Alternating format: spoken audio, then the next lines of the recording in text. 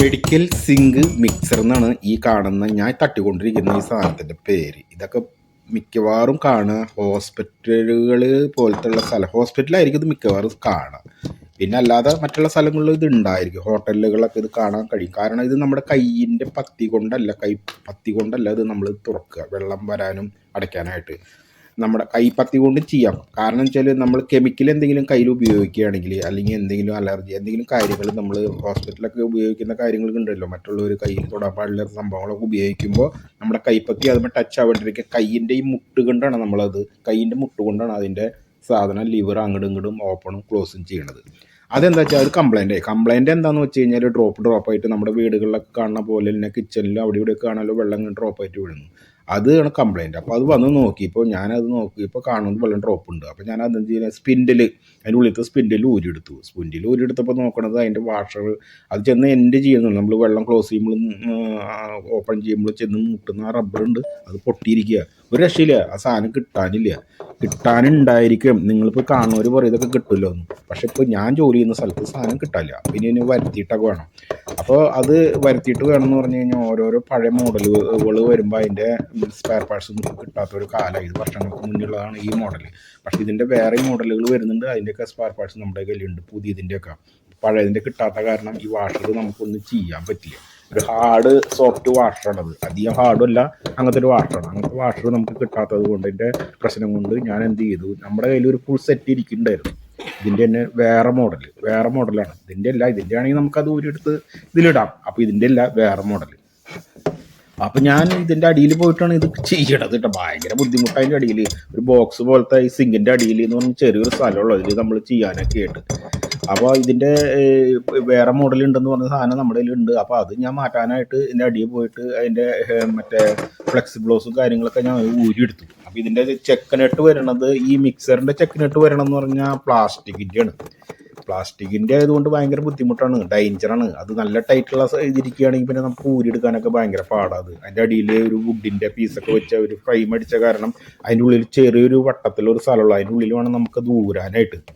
Anyway എന്തായാലും ഞാൻ എൻ്റെ കയ്യിലുള്ള ടൂൾസ് കൊണ്ടൊക്കെ നമ്മളത് പരമാവധി അത് ഊരിയെടുത്തു. പക്ഷെ പറ്റിയില്ല. പിന്നെ വേറൊരു ടൂൾസ് കൊണ്ടുവന്നു ഞാൻ, റിങ് സ്പാൻഡർ പോലത്തെ. അതിൻ്റെ സൈസ് എന്ന് പറയുകയാണെങ്കിൽ നെട്ടിൻ്റെ സൈസ് 26ആണ്. അപ്പോൾ ആ 26ൻ്റെ ഒരു സാധനം കൊണ്ടുവന്ന് റിങ് സ്പാൻഡർ കൊണ്ടുവന്നിട്ട് ഞാനത്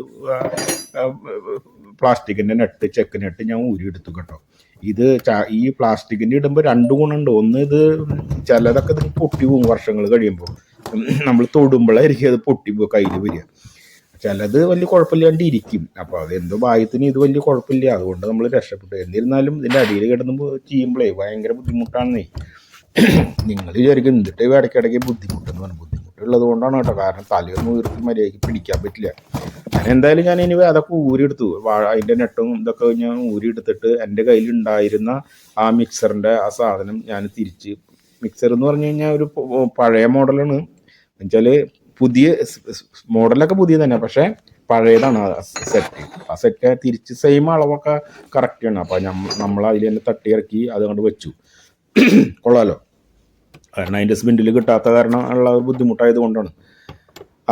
എനിവേ അപ്പോൾ അത് കഴിഞ്ഞ് ഞാൻ ഇതിൻ്റെ അടിയിലേക്ക് ഞാൻ തിരിച്ചു. അവിടെ പോയിട്ട് ഇതിൻ്റെ ചെക്കിനിട്ട് അത് ഫിറ്റ് ചെയ്യാനായിട്ടുള്ള തന്ത്രപ്പാടിലായിരുന്നു. ഇതിൻ്റെ ചെക്കിനിട്ട് എന്ന് പറഞ്ഞു കഴിഞ്ഞാൽ പ്ലാസ്റ്റിക് അല്ല, അതൊരു ബ്രാസിൻ്റെ കാരണം വലിയ കുഴപ്പമുണ്ടായില്ല. കാരണം ബ്രാസിൻ്റെ ആകുമ്പോൾ വേറെ കേസ് എന്ന് പറഞ്ഞാൽ ഇതിൽ നമുക്ക് ഊരണ സമയത്ത് കുറച്ച് WD അടിച്ച് 2 കുലുക്കി നൈസായിട്ട് തട്ടി കഴിഞ്ഞാൽ അത് പോരും. നേരെ വെച്ച് പ്ലാസ്റ്റിക്കിന് നട്ടാകുമ്പോൾ ഒരു പ്രോബ്ലം എന്ന് പറഞ്ഞു കഴിഞ്ഞാൽ അതങ്ങ് സ്ലിപ്പാവ് എന്തെങ്കിലും ആയി കഴിഞ്ഞാൽ പിന്നെ അത് ജമ്മത്തിൽ ഊരി പോരില്ല. പിന്നെ അത് എന്തെങ്കിലുമൊക്കെ കട്ട് ചെയ്ത് എടുക്കണോണ്ട് കുഴപ്പമൊന്നുമില്ല കേട്ടോ. എടുക്കണോണ്ട് ബുദ്ധിമുട്ടല്ല. ഞാൻ പറഞ്ഞു തരണം, എല്ലാവർക്കും അറിയാത്ത കാര്യങ്ങൾ പലതും ഉണ്ടാകും, അറിയണവർക്ക് അവർ വിട്ട് കളഞ്ഞേക്ക് കേട്ടോ. അപ്പോൾ അത് ഊരിയെടുക്കണം. അങ്ങനെ സംഭവം ചെക്കിനിട്ട് 2ൻ്റെയും നമ്മളതിൽ തിരിച്ച് കയറ്റി ടൈറ്റ് ചെയ്തു.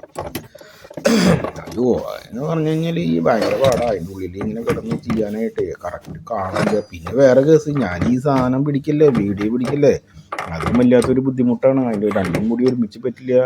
ഇതിൻ്റെ മൊബൈലിൻ്റെ ബാറ്ററി ഡൗൺ ആവാറായി, അതിൻ്റെ ലൈറ്റ് കത്തിച്ചിട്ടാണ് ഇതൊക്കെ കാണണത് തന്നെ.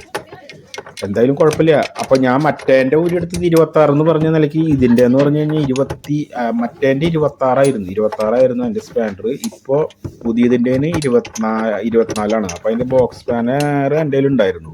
അപ്പോൾ അതുകൊണ്ട് പെട്ടെന്ന് അത് ടൈറ്റ് ചെയ്ത് അവസാനിപ്പിക്കാനായിട്ട് പറ്റി. മറ്റേത് കുറച്ച് ബുദ്ധിമുട്ടായിരുന്നു, എൻ്റെ ബോക്സ് എൻ്റെ കയ്യിൽ ഉണ്ടായിരുന്നില്ല. അതുകൊണ്ട് അത് ഊരാനായിട്ട് കുറച്ച് ബുദ്ധിമുട്ടി. അങ്ങനെ ഞാനത് റിങ് സ്പാനർ കൊണ്ടാണ് ഊരിയത്. അങ്ങനെ ആ പരിപാടിയൊക്കെ കഴിഞ്ഞു. പിന്നെ നമ്മൾ അതിൻ്റെ ഫ്ലെക്സിബ്ലോസിൻ്റെ സംഭവങ്ങളൊക്കെ പിടിപ്പിച്ച് സെറ്റപ്പ് ആക്കാനായിട്ട് നല്ല ടൈറ്റ് ചെയ്യണം കേട്ടോ. അത് ടൈറ്റ് ചെയ്യില്ല. എന്താ പ്രശ്നം വെച്ചാൽ ഇവർ ഈ ആളുകൾ വന്നിട്ട് 2 തട്ട് അങ്ങോട്ട് തട്ടുമ്പോൾ ഈ സാധനം ലൂസാവും.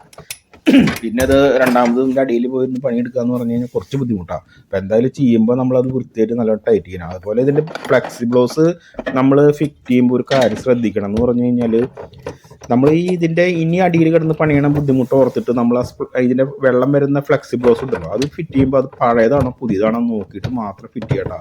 പഴയതാണെങ്കിൽ ഒരിക്കലും ഫിറ്റ് ചെയ്യരുത്. ഞങ്ങളത് പരമാവധി മാറ്റി പുതിയതാക്കി ഇട്ടിട്ട് നിങ്ങളത് പണിയെടുത്താൽ മതിയിട്ടാണ്. കാരണം എന്ന് വെച്ചാൽ അതിൻ്റെ അടിയിൽ പോയി പണിയെടുക്കാൻ ഭയങ്കര ബുദ്ധിമുട്ടാണ്.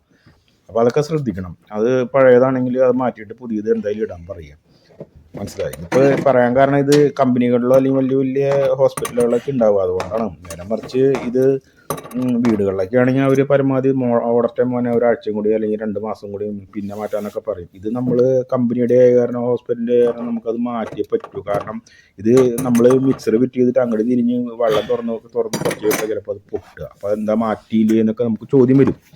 അപ്പോൾ അതുകൊണ്ട് നമുക്ക് എന്താ പ്രശ്നം, കമ്പനി തരണതും മിനിസ്ട്രി തരണതുള്ളൂ. അപ്പോൾ പിന്നെ കുഴപ്പമില്ല. അപ്പോൾ പിന്നെ നമ്മളത് മാറ്റി ശ്രദ്ധിച്ച് കാര്യങ്ങൾ ചെയ്യണം കേട്ടോ. അപ്പോൾ എന്തായാലും ഞാൻ ഇതിൻ്റെ പഴയ തന്നെ 2 ആഴ്ച മുന്നേ മാറ്റിയതാണ്. അപ്പോൾ അത് പുതിയ സാധനമാണ് കിടക്കുന്നത്. സംഭവം ഇപ്പോൾ ഇത് പഴയതാണ് നേരത്തെ, പക്ഷേ 2 ആഴ്ച മുന്നേ അത് പുതിയതായിരുന്നു.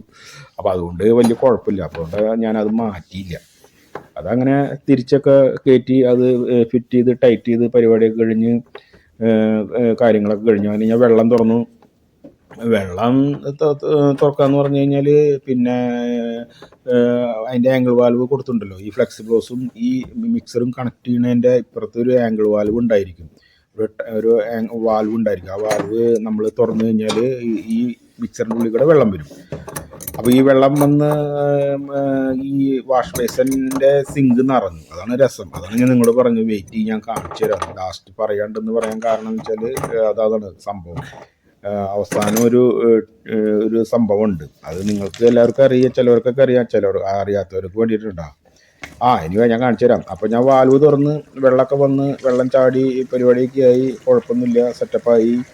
അത് വന്ന് നോക്കിയപ്പോൾ സിങ്ക് ഞാൻ പറഞ്ഞില്ലേ, സിങ്കിൽ വെള്ളം നിറഞ്ഞ് വെള്ളം പോവാതിരിക്കുക. വെള്ളം നമ്മൾ ടാപ്പ് തുറന്നപ്പോൾ വെള്ളം നിറഞ്ഞില്ല.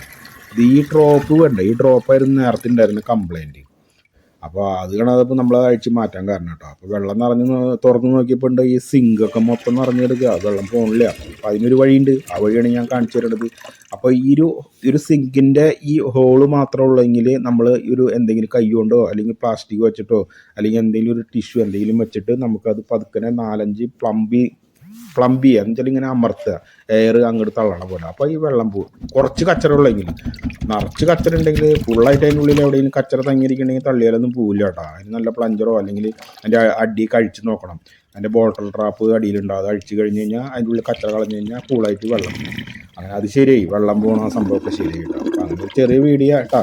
നാളെയും കാണാം.